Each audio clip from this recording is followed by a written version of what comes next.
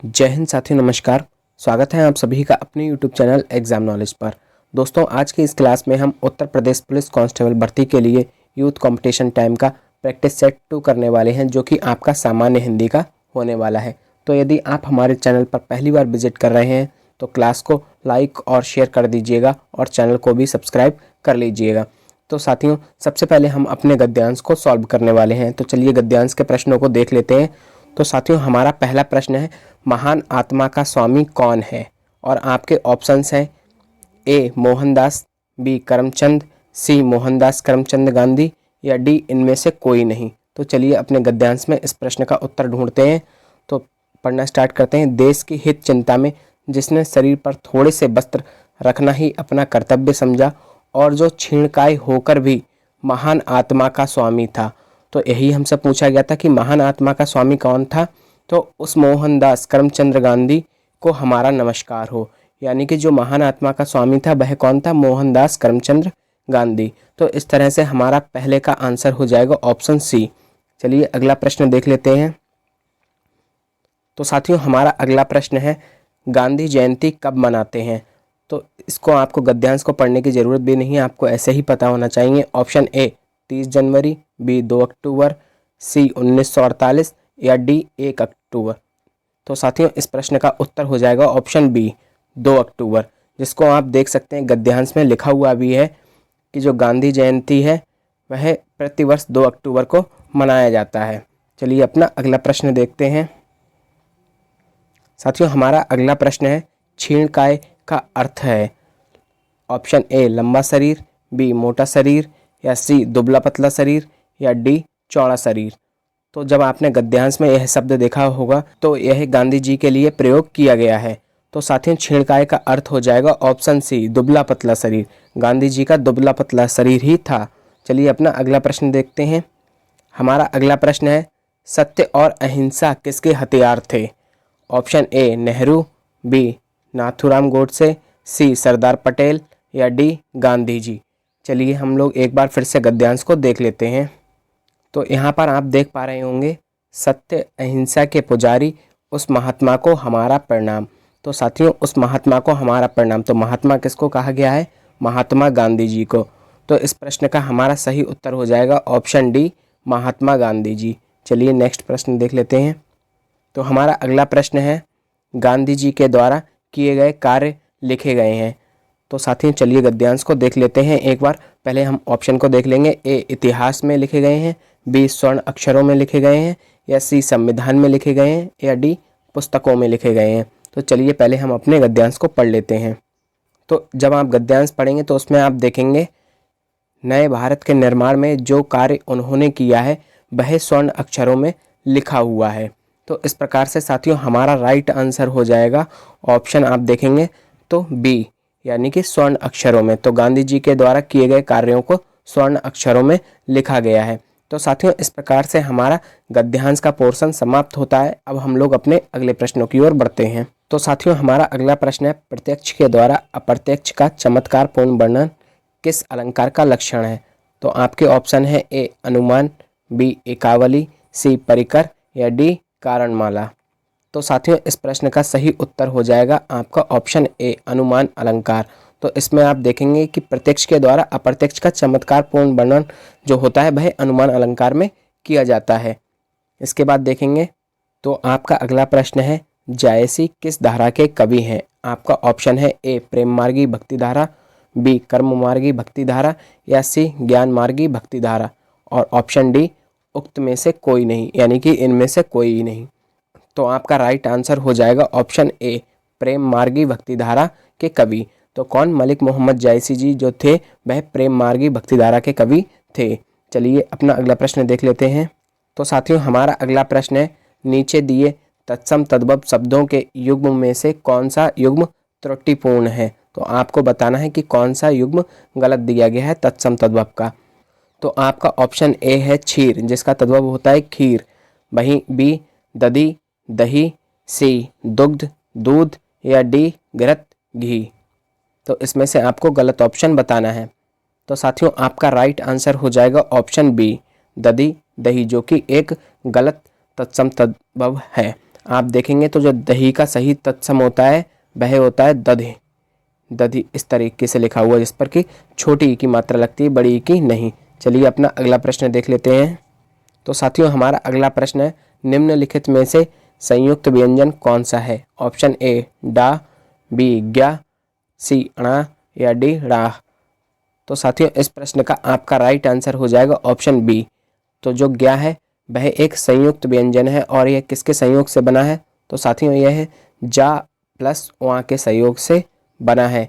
इसी प्रकार से अन्य जो आपके संयुक्त व्यंजन होते हैं उसमें आपका छा आ जाता है, छा। तो इसको आप देखेंगे तो ये क प्लस शा के संयोग से बना हुआ है। इसी प्रकार से आपके अन्य और हो जाते हैं जिसमें आप देखेंगे शरा एक आपका संयुक्त व्यंजन होता है जो कि आप देखेंगे शा और रा के संयोग से बना हुआ है। वहीं आपको एक और संयुक्त व्यंजन देखने को मिलेगा त्रा, जो कि आप देखेंगे तो ये ता और रा के संयोग से बना हुआ है।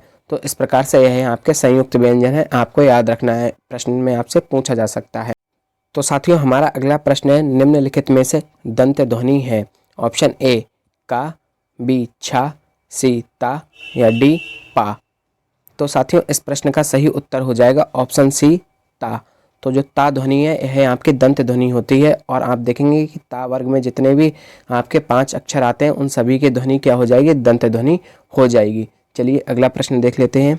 हमारा अगला प्रश्न है, कवि बिहारी का जन्म कहाँ हुआ था? तो आपसे पूछा गया है बिहारी जी जो हैं उनका जन्म कहाँ हुआ था? Option A Faizabad, B Rewa, C Gwalior या डी भोपाल। तो साथियों इस प्रश्न का आपका सही उत्तर हो जाएगा ऑप्शन सी ग्वालियर। तो कवि बिहारी जी जो हैं इनका जन्म ग्वालियर में हुआ था और आपको याद रखना है कि इन्होंने ही बिहारी सतसई की रचना की है। तो आपको याद रखना है बिहारी सतसई की रचना आपसे पूछा जाएगा किसने की है? तो बिहारी जी ने की है। चलिए अपना अगला प्रश्न देख लेते हैं। तो साथियों हमारा अगला प्रश्न है, उसी तपस्वी से लंबे थे देवदार दो चार खड़े। इस पंक्ति में आपको अलंकार बताना है। तो आपके ऑप्शन है ए श्लेष अलंकार, बी अतिशयोक्ति अलंकार, सी परिसंख्या या डी प्रतीप अलंकार। तो साथियों इस प्रश्न का सही उत्तर हो जाएगा ऑप्शन डी प्रतीप अलंकार। और आपको याद रखना है कि जो प्रतीप अलंकार होता है इसका अर्थ होता है उल्टा। क्या अर्थ होता है? इसका अर्थ उल्टा होता है। चलिए अपने अगले प्रश्न की ओर बढ़ते हैं। तो साथियों हमारा अगला प्रश्न है, अष्ट का तद्भव रूप है, यानी कि आपको अष्ट का तद्भव रूप बताना है। आपके ऑप्शन है ए अष्ट, बी 80, सी 18 या डी 8। तो इस प्रश्न का सही उत्तर हो जाएगा ऑप्शन डी 8। तो अष्ट का तद्भव रूप हो जाता है 8। चलिए अपने अगले प्रश्न की ओर बढ़ते हैं। तो साथियों हमारा अगला प्रश्न है, जेते तुम तारे तेते नभ में ना तारे। इस वाक्य पंक्ति में दिए गए विकल्पों में से सही अलंकार का चयन करना है। आपके ऑप्शन है ए उपमा, बी रूपक, सी यमक या डी श्लेष। तो साथियों इस प्रश्न का आपका सही उत्तर हो जाएगा ऑप्शन सी यमक अलंकार। और यमक अलंकार क्या होता है कि जो आपका एक से अधिक बार शब्द आता है और उसके अर्थ अलग अलग होते हैं। तो यहाँ पर आप देख पा रहे होंगे कि 2 बार तारे शब्द आया हुआ है और इन दोनों ही बार तारे का अर्थ अलग दिया गया है। एक बार इसका अर्थ हो जाता है उद्धार करना, किसी का उद्धार करने के लिए प्रयोग किया गया है, और वहीं दूसरी बार जो इसका अर्थ होता है तारे यानी कि स्टार के रूप में। तो इस पंक्ति का जो अर्थ हो जाएगा वह आप देखेंगे कि जितने तुमने लोगों का उद्धार किया है, जितना तुमने और लोगों का उद्धार किया है उतने तो नभ में यानी कि आकाश में तारे भी नहीं हैं। तो चलिए अपने अगले प्रश्न की ओर बढ़ते हैं। तो हमारा अगला प्रश्न है, मेरे तो गिरधर गोपाल दूसरो ना कोई, जाके सिर मोर मुकुट मेरो पति सोई। इन पंक्ति में कौन सा रस है आपको बताना है। ए शांत रस, बी श्रृंगार रस, सी करुण रस या डी हास्य रस। तो साथियों इस प्रश्न का सही उत्तर हो जाएगा ऑप्शन बी श्रृंगार रस। तो इस पंक्ति में आप देखेंगे तो मीरा और कृष्ण जी के प्रेम का वर्णन किया जा रहा है, और यहाँ पर आप देखेंगे तो श्रृंगार रस का कौन सा पार्ट होने वाला है। तो इसमें आपको देखने को मिलेगा श्रृंगार रस में भी संयोग श्रृंगार रस। तो कौन सा रस है इसमें? संयोग श्रृंगार रस है इसमें। चलिए अगले प्रश्न की ओर। तो अगला प्रश्न है, गोबर गणेश यह किस समास का उदाहरण है? ऑप्शन ए संबंध तत्पुरुष, बी संप्रदान तत्पुरुष, सी करण तत्पुरुष या डी अधिकरण तत्पुरुष। तो आपका राइट आंसर हो जाएगा ऑप्शन सी करण तत्पुरुष। और गोबर गणेश इसका अर्थ होता है गोबर से निर्मित गणेश। तो यानी कि करण तत्पुरुष में जब एक किसी साधन का प्रयोग होता है तो वहाँ पर करण तत्पुरुष होता है। जैसे कि यहाँ पर साधन क्या है, गोबर, और उसी से निर्मित है गणेश। चलिए अगले प्रश्न की ओर। तो साथियों हमारा अगला प्रश्न है, इसमें आपको एक पंक्ति दी गई है और आपको इसमें बताना है कि कौन से छंद का प्रयोग हुआ है। आपके ऑप्शन है ए दोहा, बी सोरठा, सी रोला और डी चौपाई। तो साथियों ऐसे प्रश्नों को सॉल्व करने के लिए पहले आपको मात्राएं गिनना आना चाहिए और आपको पता होना चाहिए कि कौन से छंद में कितनी कितनी मात्राएं होती हैं। तो चलिए हम लोग पहले मात्राओं को गिन लेते हैं, बात करते हैं। तो यहाँ पर आपको एक मात्रा देखने को मिलेगी, एक मात्रा इधर, तो इस प्रकार से 2 मात्राएं हो जाएंगी, 2 और 1 3 और 1 4 और 1 5 और 1 6 और 2 8 और 2 10 और 1 11 और 2 13। तो इस प्रकार से आपको पहले चरण में 13 मात्राएं देखने को मिलेंगी। वहीं दूसरे चरण की बात कर लेते हैं तो यहाँ पर आपको 2 मात्राएं देखने को मिलेंगी, 2 और 1 3 और 1 4 5 6 और 2 8 और 2 10 और 1 11। तो यहाँ पर आपको 11 मात्राएं देखने को मिलेंगी। तो साथियों इस प्रकार से आप देखेंगे कि पहले और तीसरे चरण में, यानी कि आप जब इस वाले चरण को काउंट करेंगे तो यहाँ पर भी आपको 13 मात्राएं देखने को मिलेंगी और यहाँ आपको 11 मात्राएं देखने को मिलेंगी। तो पहले और तीसरे की बात कर लें तो यहाँ पर आपको 13 मात्राएं देखने को मिलेंगी, और वहीं जब आप दूसरे और चौथे चरण की बात करेंगे तब आपको वहाँ पर 11 मात्राएं देखने को मिलेंगी। तो यह कौन से छंद में होता है? तो साथियों यह दोहा छंद में होता है। तो इसका राइट आंसर हो जाएगा ऑप्शन ए दोहा। चलिए अपने अगले प्रश्न की ओर बढ़ते हैं। तो साथियों हमारा अगला प्रश्न है, इसमें आपको शुद्ध वर्तनी बतानी है।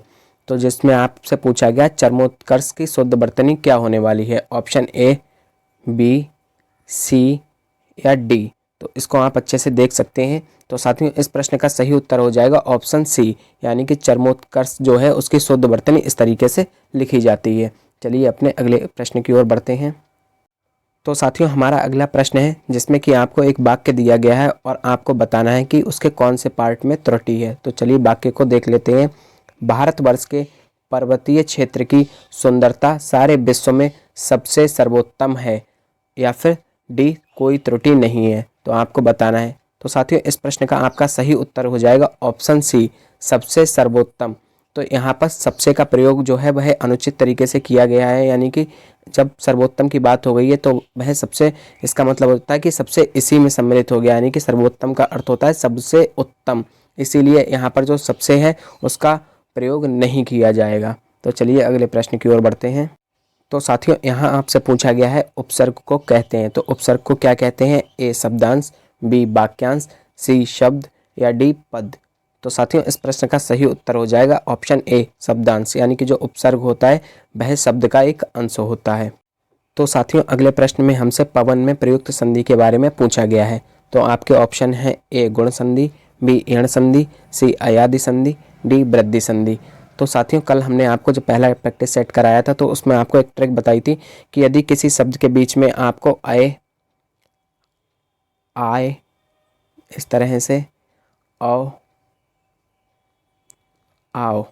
की ध्वनि दिखाई दे, सुनाई दे, तो वहाँ पर आपकी अयादि संधि होती है। तो इसमें आप देख सकते हैं कि पवन, यानी कि इसमें आपको आओ, इसकी ध्वनि आपको देखने को मिलेगी। तो इस प्रकार से आपका राइट आंसर हो जाएगा ऑप्शन सी अयादि संधि। चलिए अगले प्रश्न की ओर चलते हैं। तो साथियों हमारे अगले प्रश्न में आपसे पूछा गया है कि जिस समास के पूर्व एवं उत्तर पद दोनों ही पद समान रूप से प्रधान हो उसे कहते हैं।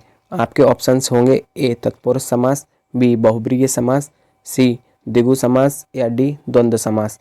यानी कि जिस समास में दोनों ही पद प्रधान होते हैं उसको क्या कहते हैं। तो इसका राइट आंसर हो जाएगा ऑप्शन डी द्वंद्व समास। तो जिस समास के दोनों पद प्रधान हो उसे द्वंद्व समास कहा जाता है। तो साथियों हमारा अगला प्रश्न है, तिरस्कार शब्द का संधि विच्छेद होगा। आपके ऑप्शन है ए तिरस प्लस कार, बी त्रह प्लस कार, सी ती प्लस कार या डी तिर प्लस कार। तो साथियों इस प्रश्न का सही उत्तर हो जाएगा आपका ऑप्शन बी त्रह प्लस कार। चलिए अगले प्रश्न की ओर बढ़ते हैं। तत्सम शब्द वाला विकल्प चुनिए। आपके ऑप्शन है ए कान्हा, बी कन्हैया, सी किशन या डी कृष्ण। तो इस प्रश्न का सही उत्तर हो जाएगा ऑप्शन डी कृष्ण। कृष्ण जो शब्द है यह तत्सम शब्द है। तो साथियों हमारे अगले प्रश्न में आपको एक वाक्य को कई भागों में विभाजित करके दिया गया है। इसको आपको एक उचित क्रम में व्यवस्थित करना है और इनको सही क्रम से संयोजित करना है जिससे एक सार्थक अर्थ बन सके। तो आप लोग चाहें तो वीडियो को पॉज करके आराम से इसका उत्तर दे सकते हैं। अब हम आपको बता दें कि इस प्रश्न का सही उत्तर हो जाएगा ऑप्शन सी। तो यह वाक्य कुछ इस तरह से बनेगा, समय को परखने वाला रंग से धनाढ्य और समय की उपेक्षा करने वाला करोड़पति से भिखारी हो जाता है। चलिए अगले प्रश्न की ओर बढ़ते हैं। तो साथियों हमारा अगला प्रश्न है, खूंटी शब्द का बहुवचन बताइए। आपके ऑप्शंस हैं ए खुटिया, बी खूंटियों, सी खूंटियाँ या डी खूंटियों। तो साथियों इस प्रश्न का सही उत्तर हो जाएगा ऑप्शन सी, यानी कि खूंटी जो शब्द है इसका बहुवचन बनेगा खूंटियाँ। चलिए अगले प्रश्न की ओर बढ़ते हैं। तो साथियों हमारे अगले प्रश्न में आपसे पूछा गया है कि निम्नलिखित में से कौन सा छंद दोहा का विपरीत छंद होता है। चलिए आपके ऑप्शंस हैं ए रोला, बी छप्पय, सी चौपाई या डी इनमें से कोई नहीं। तो साथियों इस प्रश्न का सही उत्तर हो जाएगा इनमें से कोई नहीं, ऑप्शन डी। दोहा जो छंद है इसका विपरीत छंद होता है आपका सोरठा, सोरठा। तो अभी हमने आपको बताया है कि दोहा जो होता है इसके पहले और तीसरे चरण में 13-13 मात्राएं आपको देखने को मिलती हैं और वहीं दूसरे और चौथे चरण में आपको 11-11 मात्राएं देखने को मिलती हैं। वहीं सोरठा इसका जस्ट अपोजिट हो जाता है, उसमें आपको पहले और तीसरे चरण में आपको 11-11 मात्राएं देखने को मिलेंगी और वहीं दूसरे और चौथे चरण में आपको 13-13 मात्राएं देखने को मिलेंगी। तो इस तरह से यहाँ पर आपको याद रखना है कि दोहा और सोरठा एक दूसरे के विपरीतक छंद हैं। चलिए अगले प्रश्न की ओर बढ़ते हैं। तो साथियों हमारा अगला प्रश्न है, रोनित भृंग घंटावली झारित दान मधुनीर मंद मंद आवत चलयो कुंजर कुंज समीर। तो साथियों इस प्रश्न में आपको अलंकार बताना है। आपके ऑप्शंस हैं ए उत्प्रेक्षा, बी रूपक, सी यमक या डी श्लेष। तो साथियों इस प्रश्न का सही उत्तर हो जाएगा आपका ऑप्शन सी यमक अलंकार। यहाँ पर आप देखेंगे कि मंद मंद शब्द जो है एक से अधिक बार प्रयुक्त हुआ है और इसका अर्थ अलग अलग इस वाक्य में निकल के आ रहा है। तो साथियों हमारा अगला प्रश्न है, दीन दुखियों को भोजन देने की व्यवस्था। वाक्यांश के लिए एक शब्द। तो आपके ऑप्शन है ए भंडारा, बी दातव्य, सी सदावर्त या डी धर्मार्थ। तो साथियों इस प्रश्न का सही उत्तर हो जाएगा ऑप्शन सी, यानी कि दीन दुखियों को भोजन देने की व्यवस्था सदावर्त कहलाती है और भंडारा साथियों एक साथ कई लोगों को भोजन कराने की व्यवस्था होती है। और धर्मार्थ की बात कर ली जाए तो धर्म के लिए किया गया कार्य धर्मार्थ कहलाता है। साथियों अगला प्रश्न है हमारा, कीचड़ उछालना मुहावरे का सही अर्थ। ऑप्शन ए मल फेंकना, बी दूसरों के कपड़े गंदे करना, सी बदनाम करना या डी दलदल में फंसना। तो साथियों इस प्रश्न का सही उत्तर हो जाएगा ऑप्शन सी बदनाम करना। कीचड़ उछालना यानी कि किसी को बदनाम करना। हमारा अगला प्रश्न है, उससे अच्छा तो आप हैं में कौन सा कारक है। ऑप्शन ए अधिकरण, बी अपादान, सी करण या डी संबोधन। तो साथियों यहाँ पर आपका राइट आंसर हो जाएगा ऑप्शन बी। तो आपको याद रखना है जब किसी की तुलना किसी से की जाएगी तो वहाँ पर अपादान कारक होगा, यानी कि उससे अच्छे तो आप हैं। यहाँ पर दो लोगों की तुलना की जा रही है। अगला प्रश्न है साथियों हमारा, निम्नलिखित में से कौन सा शब्द कमल का पर्यायवाची नहीं है। ऑप्शन ए सरोज, बी जलद, सी पंकज या डी जलजात। तो साथियों इस प्रश्न का सही उत्तर हो जाएगा ऑप्शन बी जलद। जो जलद है यह आपका बादल का पर्यायवाची हो जाएगा, किसका, बादल का। और बाकी जो आप देखेंगे सरोज, पंकज और जलजात यह सभी कमल के पर्यायवाची हैं। अगला प्रश्न है, प्रत्यक्ष का विलोम है, यानी कि प्रत्यक्ष का विलोम आपको बताना है। ऑप्शन ए समक्ष, बी विपक्ष, सी परोक्ष या डी अदृश्य। तो राइट आंसर हो जाएगा आपका ऑप्शन सी, प्रत्यक्ष का विलोम होता है परोक्ष। और वहीं अदृश्य की बात कर ली जाए तो इसका विलोम होता है दृश्य या सदृश्य। अगला प्रश्न है, लिंग की दृष्टि से दही क्या है। ऑप्शन ए स्त्रीलिंग, बी पुल्लिंग, सी नपुंसकलिंग या डी उभयलिंग। तो साथियों जब लिंग की बात कर ली जाती है तो हमें इसका वाक्य प्रयोग करके देख लेना चाहिए। तो जब हम बोलते हैं कि दही खट्टी है या दही खट्टा है तो सही हो जाता है दही खट्टा है, यानी कि जो आपका दही शब्द है यह आपका पुल्लिंग शब्द है। तो साथियों अगला प्रश्न है, प्रत्येक का संधि विच्छेद होगा। ऑप्शन ए प्रत्यय प्लस एक, बी प्रति प्लस एक, सी प्रति प्लस एक या डी प्रत्यय प्लस एक। तो साथियों सही उत्तर हो जाएगा आपका ऑप्शन बी प्रति प्लस एक, प्रत्येक का सही संधि विच्छेद होगा। निम्नलिखित में से यथाविधि का सही समास कौन सा है? ऑप्शन ए अव्ययी भाव, बी तत्पुरुष समास, सी कर्मधारय समास या डी बहुब्रीहि समास। तो साथियों इस प्रश्न का सही उत्तर हो जाएगा ऑप्शन ए अव्ययी भाव समास। यथाविधि या यथानुसार आपने देखा हुआ यथानुसार, तो इन सभी में आपका अव्ययी भाव समास हो जाता है, जिसमें कि आप देखेंगे कि पहला पद जो होता है यह एक अव्यय होता है और यही आपका प्रधान पद भी होता है। साथियों अगला प्रश्न है लौकिक शब्द में प्रत्यय है, तो आपको लौकिक में जो प्रत्यय का प्रयोग किया गया है उसको आपको बताना है। ऑप्शन ए लोइक, बी किक, सी अक या डी इक। तो साथियों इस प्रश्न का सही उत्तर हो जाएगा आपका ऑप्शन डी इक, यानी कि लौकिक शब्द में जो प्रत्यय का प्रयोग किया गया है वह इक प्रत्यय का प्रयोग किया गया है। तो साथियों आज का हमारा अंतिम प्रश्न है निम्नलिखित में से शुद्ध शब्द है, तो आपको पूजनीय की सही वर्तनी बतानी है। तो आप देख सकते हैं ऑप्शन ए पूज्यनीय, बी पूज्यनीय, सी पूजनीय या डी पूजनीय। तो साथियों इस प्रश्न का सही उत्तर हो जाएगा ऑप्शन सी, यानी कि पूजनीय जो शब्द है वह इस तरह से लिखा जाता है, तो यह इसकी शुद्ध वर्तनी होती है। तो साथियों आज की यह क्लास आपको कैसी लगी ज़रूर बताइएगा और आपके कितने प्रश्न सही हुए हैं यह भी कमेंट बॉक्स में ज़रूर बताइएगा। बाकी चैनल को सब्सक्राइब कर दीजिएगा और वीडियो को भी लाइक और शेयर कर दीजिएगा। Thank you.